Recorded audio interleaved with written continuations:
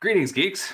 Welcome to episode 426 of Geeks in Space, medical grade finger guns. I am Rob Commander Taco Malda, and I am here today with two of the finest geeks that were willing to, put aside their incredibly busy quarantine lifestyles to dial into a hangout. We've got Chris DeBona. Hi, everybody. I'm Chris DeBona. And Rob Roseboom. Hey, how's it going?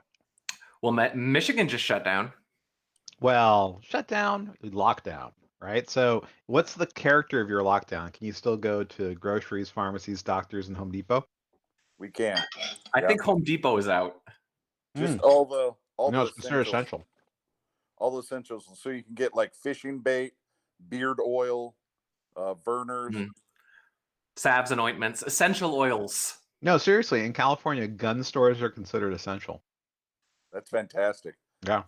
I read this morning that New York considers alcohol essential too, so the liquor stores are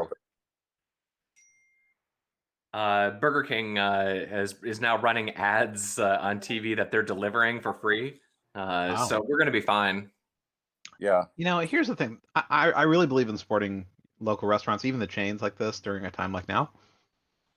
But are delivery burgers good? Well, I think delivery burgers would be much better than sort of delivery fries. Anything that you have to deep fry is going to be shit by the time it gets to your house. I got to tell you something. You remember there was a thing that McDonald's had when we were kids, and it kept the hot side hot and the cool side cool. Yeah. And then you put it together. What was the name of that? McDLT. McDLT. It was the McDLT. Right. Anyway, so they should bring that back for COVID. That's brilliant. Like the COVID is on one side and then the other side is just a hamburger? Well, no. Like, so then you bring the hot side hot on top of the cool side, and it doesn't get all gooey and weird. All right. Well, greetings, John Masters from Cambridge. Thanks for joining the Geeks in Space broadcast. It's going to be all kinds of fun today. Wait, Cambridge, UK? Oh, Massachusetts. I think it's John. He's a great guy. So John, I believe, just recently got married to Sarah, and she posted they had the cutest meet cute story like since any meet cute story. It's super cute. Oh, weird. RJW is from the other Cambridge. Oh, well, there you go. We got Cambridge's covered. Well, what's funny is John is also British, right? So at least I think he's British. I don't actually. But he's got an Aussie accent, so it's really confusing. Or something like that. But he works on ARM. Very exciting. So the title I put in the box, it's medical grade finger guns. I put it on the Taco Zone because we've all agreed now that the era of handshaking and hugs are over. So from now on, it's finger guns. Oh yeah? Yep, that's how it is now. I'm gonna trip on my chair. I thought we were supposed to bump elbows. Nope, that's too close now because you got to keep a. Depending on if you're metric or American, you got to keep a 3 to 6 feet or a 1.5 to 2 meter radius from all other humans. My favorite has been you have to stay a ski's length away, and I'm like, all right. Cool. You are a special kind of human if that's your unit of measure. I like skiing. I understand, but that's not a really cool unit of measure. So wrong. Okay, so we have actually a lot of science fiction-y things to talk about. There's a whole Picard. We have the New Warriors. We have, okay. We could go for approximately 7 hours on Orchids alone at this point. So dumb. Oh, please don't get me started. So dumb. Don't get me started. Yeah, you weaponize the most delicate flower, one of the most delicate plants on the planet. The whole idea is so dumb to begin with. But if you're going to have a plant that takes something out, you're going to want dandelions or mint. Okay. All right. So my theory is they chose orchids for the ref because it relates to things. Yeah. Yeah. So it's really the loving embrace of femininity that protects you from the atmospheric, friction. Yeah. Whoa. That's hot. It's just it's so dumb. It's so dumb. So much of that. Honestly, I was watching. I was like, okay, so it has a guy named Picard in it, but it is not at all Star Trek. It is not at all any. No. Who? No. Stop. So, okay, here's the question. Do you think that at the end of all this, they're going to recast Picard with a new actor and who's going to play him young? No, my theory is they're going to put his consciousness into that golem body. Right, that's what I'm thinking. But that'll be a recast young Picard. Oh, no. It won't be young Picard. It'll be old Picard, but in a robot body. Yeah, I think that's where they're going with this. It'll be like the man with two brains. He'll be in there, and that body's actually like the reincarnation of Data. So it'll be Picard and Data all inside of the body. Oh, together forever. Can you imagine like a worse afterlife than being trapped with Data for millennia? You know, but it's not fascinating. He's just they're gonna end up merging the flower technology with the Borg cube and fly through the universe, killing things on their giant sunflower. That's. Have you considered that the Orchids and the Borg cubes might actually just like get it on?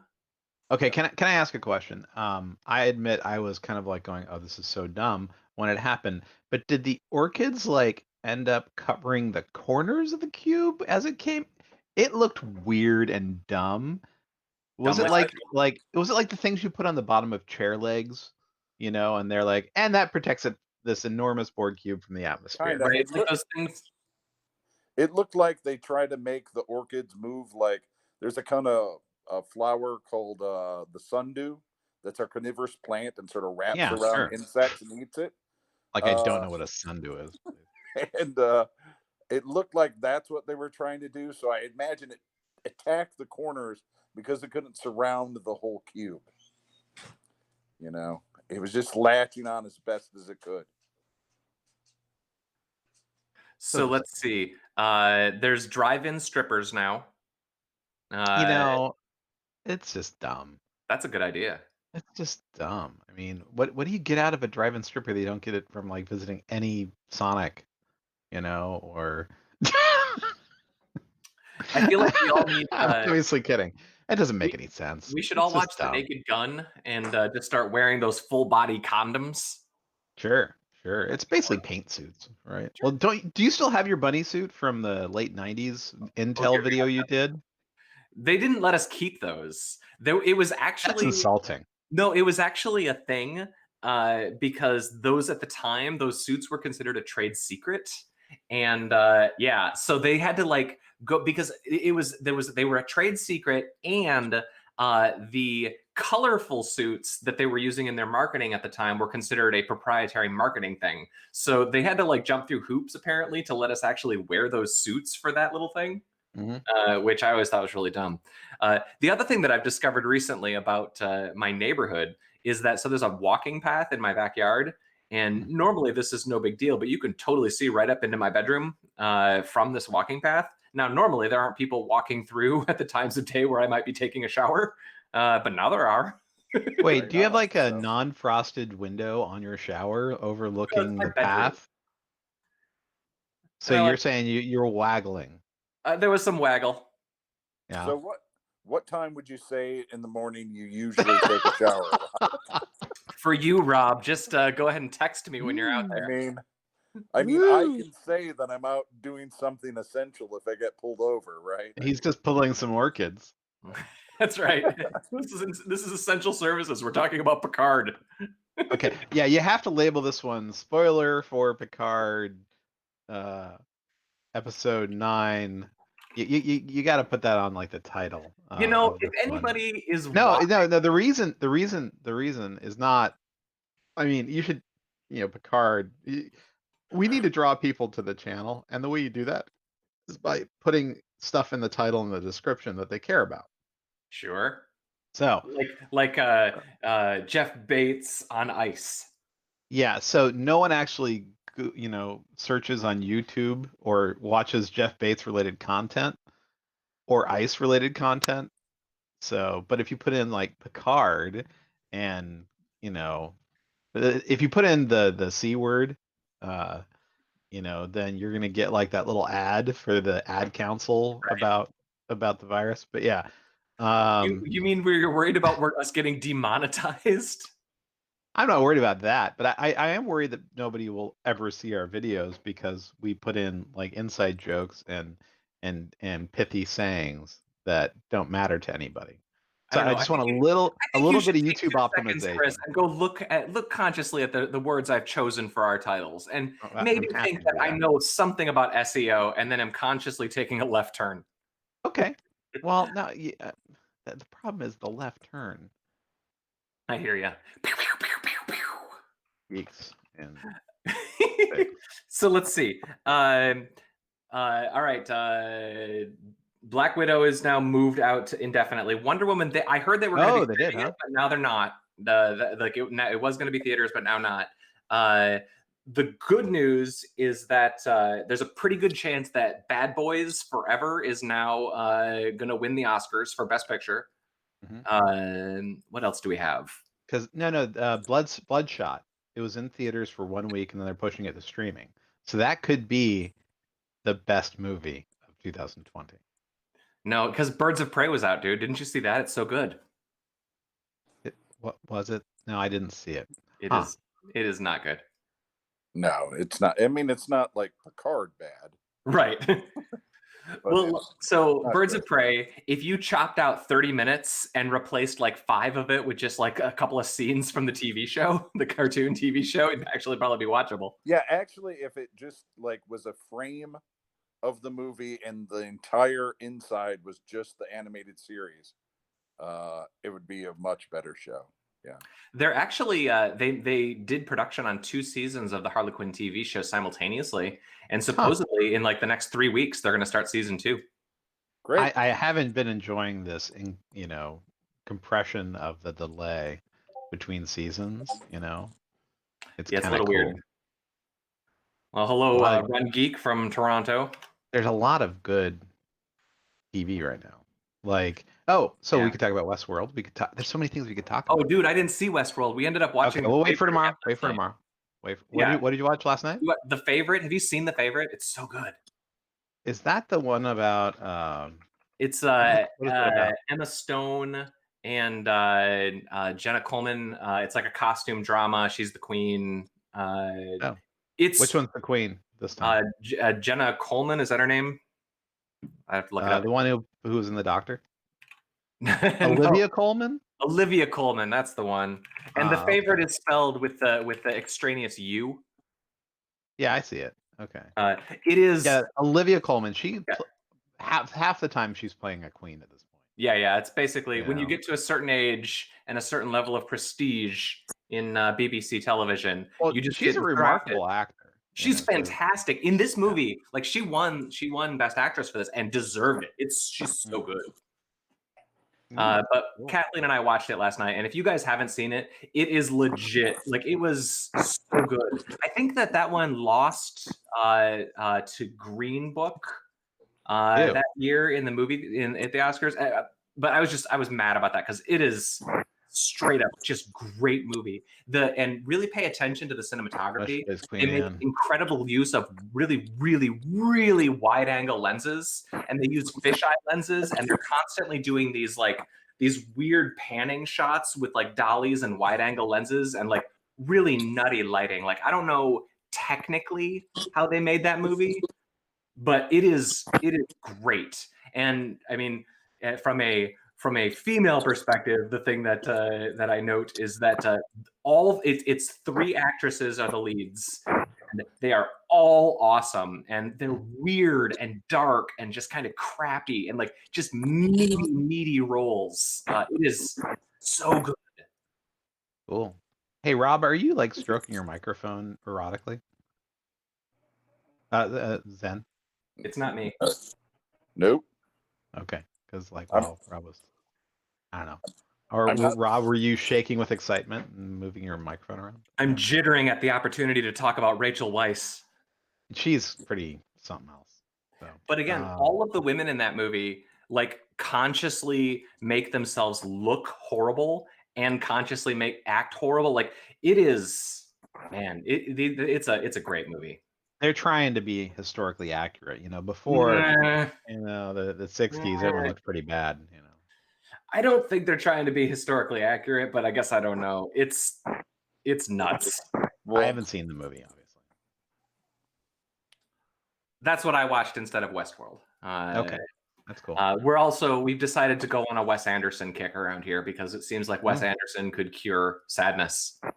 Doesn't he have a new one coming out? Sure, it's going to be released in 2023 when we start having new movies again. Oh yeah, we're gonna hit the long dark slowness. I came up with a great idea for a screenplay, and it could be done completely animated or in a computer. So like maybe that's the kind of thing you got to pitch now, right? All right. So I'm not gonna say what it is because it's such a cool idea. It writes itself too. It writes itself. That's my favorite kind of writing. No, it's really beautiful. It's a kids movie. It's not a. I did write a screenplay once for a kids. You did? Movie. I did. What was the? You co-wrote it. Who did you co-write it with, and what was it about? And to be fair, at best, I script doctored a script. But the original writer decided. No, Rob, you punched it up. That's the lingo. No, it was years and years and years ago.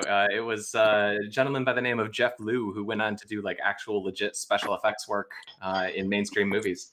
But he and I were both on the # animation master mailing list once upon a time when I was doing cartoons. And he was working on a thing and we both got bored of it and moved on. I think he got like a real job. Like he did special effects on the original X-Men, I think.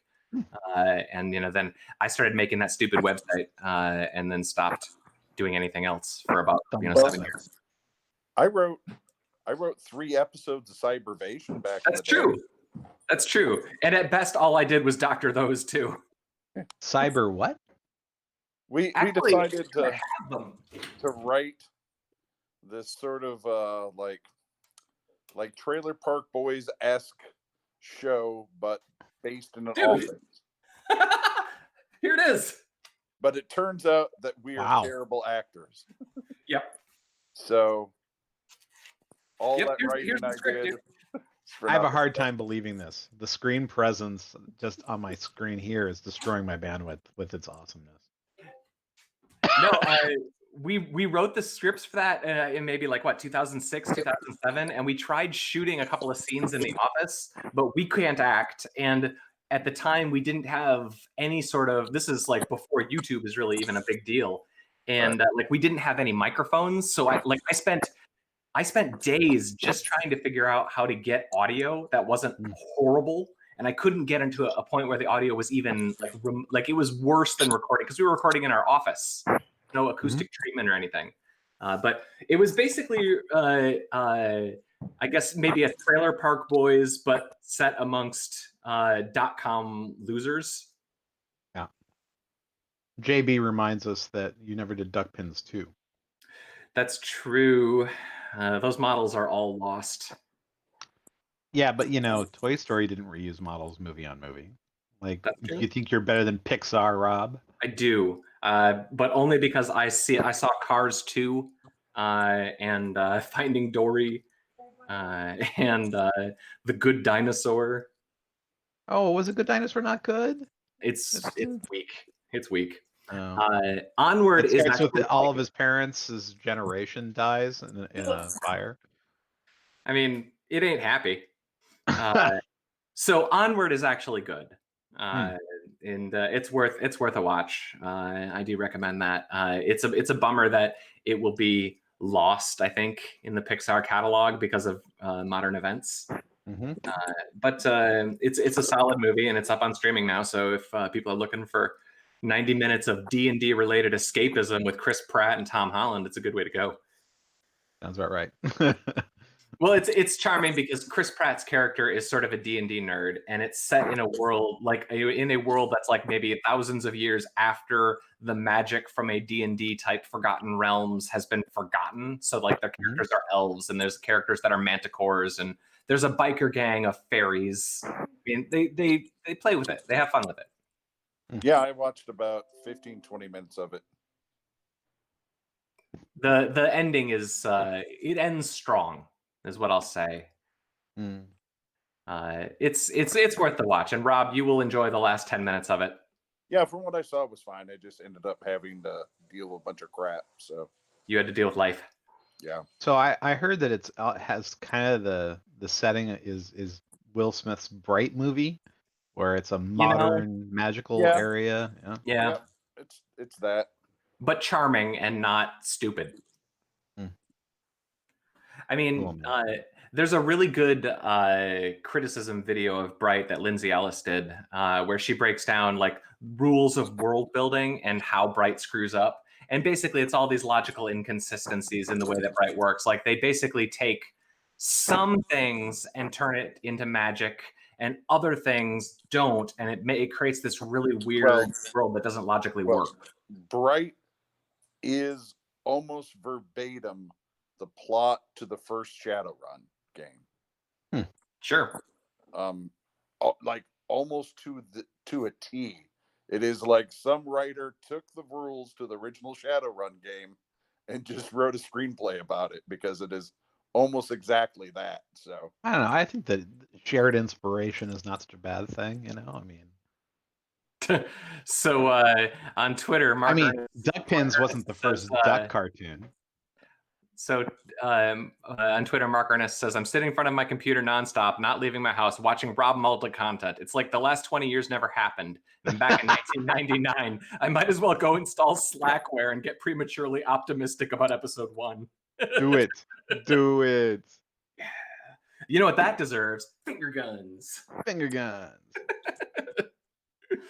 Oh, dear God. Let's see here. Oh, so did you want to talk about the new Warriors? Or do you want to put that off until tomorrow? I haven't seen it yet, so. No, it's just a trailer for a comic book. Oh, no, that one made me hurt. Right? Why? Did you get a bout of internet gas buildup, or? It was the fact that they had a character named Screentime. I'm sorry, I'm still stuck on unironically naming anyone Safespace and Snowflake, and they're like ambiguously gay twins. And all the pictures they have of them, they're kind of cuddly, and I'm like, this is weird and incesty. Stop it. So like you have Snowflake and Screentime, the weird twins. Then you've got Screentime. Don't forget the pouty vampire named B Negative. Yeah, I couldn't believe that. It's a pun that works at 2 different levels. So That's bad. The kind of quality writing you expect from Marvel 2020.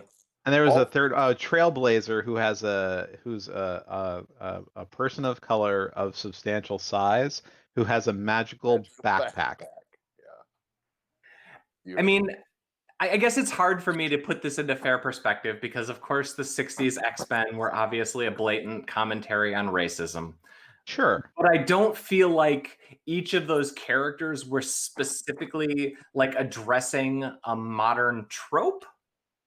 Yeah, but Screentime, I mean, really, isn't being infected by internet gas in the 70s timeless? Isn't that a story you could have told 100 years ago and it would have resonated as strongly? The worst part was that he got his powers from an experimental internet gas that his father invented. Above all of it, that was the most ridiculous. It's like, now, what's an internet gas? If you're going to go into social commentary, the guy's like, we named them these things to represent people who are struggled with labels now and everything. And, that's all fine and good, but they kind of play it out to be like, well, like he is saving those things. He is, he's making the Big Bang Theory in comic book form so that we can celebrate those people. And, like he thinks he's giving them redemption, and using those names is the same as, like rappers using a very well-known racial slur. You know what I mean? And it's not the same thing. Rhyme Master? I don't know. Yeah. I mean, I'm not going to read it. Or is it a TV show? I wasn't sure if it's a cartoon or a comic. No, it's a comic. It's a comic series. Yeah. I mean, I'm not going to read it, so I'm not going to. I guess it's not fair for me to judge. Maybe it'll be great. It's not my jam. But, if I'm going to read right now, it's going to have to be something pretty damn uplifting. Yeah. Wow. Well, these characters are taking their power back, Rob, and that's what we have to do in this from time bullies of like pandemic. you. I don't know. The thing, I love stories like that. I mean, like Kids Against the Adult World. I mean, Hackers was just that. I mean, so many good stories are just, Kids Sure, Against the Big Wide sure. world. That's fine. I And think they're missing the mark. the first couple bits of Runaways was great like that. Yeah. You know? But again, we're not the target audience for this thing either. This is What are you talking about? You're the last people who buy paper comic books. Yeah. I haven't bought an actual comic book for years. Like I've bought graphic novels, but literally the last graphic novels I bought are the ones I bought with you guys when I was in. Did you read Mr. Miracle? It's waiting for me to read it right over there. Oh, you should read Mr. Miracle. It's super depressing, and it'll really cheer you up. Yeah. It was one of my favorite comics of last year. I don't know. And I'm looking forward to reading it. I feel bad because I feel like we are literally just creating internet gas between the three of us right now, and maybe this will be good for somebody, but internet miasma. But maybe it'll make Screentime a reality. There, I'm fixing it. It's better now. Go. Keep fixing it. Yeah, look at that. I'm not scared of nothing no more. I got hat power. I have 5 episodes of Better Call Saul sitting on my. Oh, they're really good. I'm looking forward to it, but I'm not willing to start that one until I'm caught up on like 7 other shows. You know what kills me about the new Warriors is there's probably somebody sitting there going, this is gonna be my Better Call Saul. This is gonna be my Breaking Bad, and it's like, oh, Kibblesmith, no. Yeah, I mean, a lot of people put their heart and soul into things that don't quite work out. I think I know a story about that too. Boy, don't we? Duckpins 3. Ah, Duckpins 3, man. Wrath of Duck. Wrath of Quack. Wrath of Quack. The Quackening? No, the Return of the Pin. Oh, yeah. All right. Let's see. So we're going to save Westworld talk for tomorrow. That's fine. I'm going to hit Westworld up tonight. Yeah, you should watch it. Yeah, that's what I have for right now. There's always something to talk to y'all about. But yeah, we need something joyful. But I mean, if we're gonna start recording, a couple of extra times a week, we're gonna have to really step up our banter and stretch out the. Oh, I made bread twice. You made bread? I made bread. Wow. So I'm ready now. I can survive anything. Like you heard that there's a shortage of yeast in the grocery stores, right? Yeah. Because people are all like, I'm gonna make bread. Yeah. So. But I didn't buy the yeast. I had the yeast from the last time I made bread, which is probably 3 years ago. Yeah. I don't find the need to make bread very often. Not a lot of pandemics. Yeah. It's funny. In some ways, this is like the worst time possible to try to have a popular YouTube channel. Because I'd imagine income from YouTube is going to crater. Well, I'm actually, so this is going to sound dumb. I don't know, back and forth, right? I like to send thank you letters to people when I appreciate their content. And the one that really got me this week is Gamer Nexus. Steve Burke at Games Nexus. Yeah, he's the content genuinely that they put on that channel, nerd. Yeah. Right? The content they put on that channel is really without feeling professionally produced. They're walking a weird line between hanging out with a dude, the dude, the conversations that we would have, back in the day at lunchtime when you get Cowboy Neil all riled up about some server thing or something. That's the kind of content that they're putting out, and they're doing a really good job with that. Yeah. And I'm looking at that and thinking, he's remarkable. Well, I mean, he said as much in his last broadcast. He's that's what most of our views come from that stuff around Computex, that stuff around CES, and that is just not going to happen anytime soon. So well, and more than that, if they go ahead and say the word, they run the risk of getting their whole channel demonetized. I think that's getting a little mellowed out. I'm not as worried about that anymore. It's more like, sorry, I don't know if you can hear that. I'm clicking around on his channel. But yeah, I just just link to him, let people subscribe to him. He's such a neat guy, and he's got such cool merch. Frankly, he's got his cut map and the rest. He's a neat guy. Well, I like it's because I started researching building a PC, and he's the one channel that of all like a bunch of those channels that I went through and just binge watched 1,000 hours of random things, and without naming other YouTubers, there's a lot of them that feel like it's okay to name them. No, you mean on the negative side? I get it. I don't want to be mean to somebody. There's a lot of channels that like I feel like they're trying too hard, or they're doing things that make me feel a little awkward. But I don't feel that way about those guys. And I love nerding out on thermal tests and that sort of stuff. Like I could watch that. Neat guy. I could watch that forever. Yeah, it's just like if you go to his store, he's got a cool store. It's he's got like the whole cut mats. He's got a bunch of the standard T-shirt stuff, but it's cool. Right. This is the way that I think like his screwdriver set. I know, very sweet. The way that I've always looked at it is, and Rob, you know this all too well. In the last few years, our time at that other publication, there was a lot of. Which one are you talking about? I know there was a lot of discussion of you remember the old video, make more web videos. You know what I'm talking about? Indeed. You should. Can you find that video for me? I want to put that into the channel. But like that really was like really heavily weighted, especially after I left. They really pushed you guys hard on that stuff. And the reason that I never went after that stuff during my time there was I knew full well that we didn't have the skill set to do it, and to try to do it would be stupid because we would just produce utter and total garbage because we were already plenty busy actually doing the jobs that we had to do. And why produce garbage at the expense of the thing you're actually pretty good at?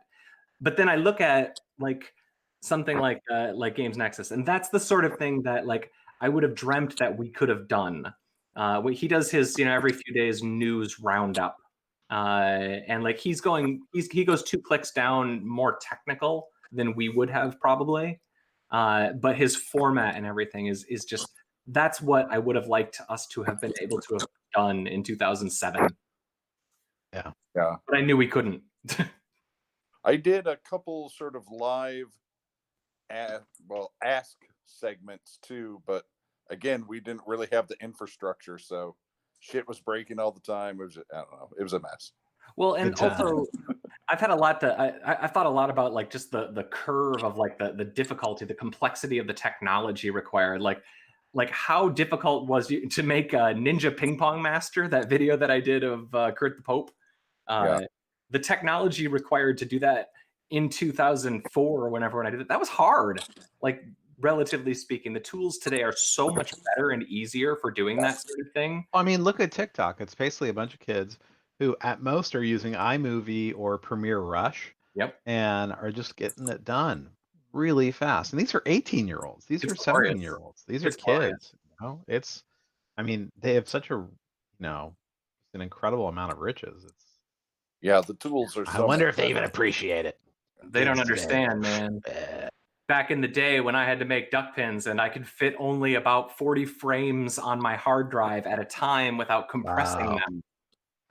I think I worked that out. I think I could fit 6 seconds of duck pins uncompressed on my entire hard drive. So I always had to compress it down and each compress half of parts of shots to fit it. Well, folks, what's funny about this is how long was duck pins in the end? 1 minute. I mean, and you won an Oscar for that, right? A BAFTA.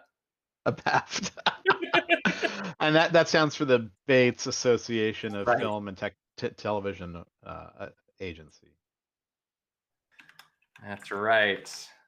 Did you ever upload it to YouTube? You did, didn't you? Yeah, I got and Ninja Ping Pong Masters on YouTube too. Oh, and also for science, science. Our Diet Coke and Mentos thing. That's right. Yeah. Horribly edited. Oh yeah, horrific. And we're also folks. Young and chubby. Yeah, we still had life in our eyes before it was all drained by the world. By the disease. We're at the 35-minute mark. We should say goodbye to Jay. Yeah, you should shut this down. All right, folks. This has been episode 426 of Geeks in Space. So I'll give you guys some finger guns. And then I'm going to put up the goodbye slide like I'm prone to do at this part of the program. And I will say goodbye to 2 of the kindest geeks that you're ever going to meet. We got ourselves a Chris DeBona. Goodbye, everybody on the channel, and Tom, and all of our podcast listeners. And Rob Roseboom. See you, everybody. Stay safe. Stay safe. Wash your hands. Did I already say my name? It doesn't matter. I love you all. Goodbye.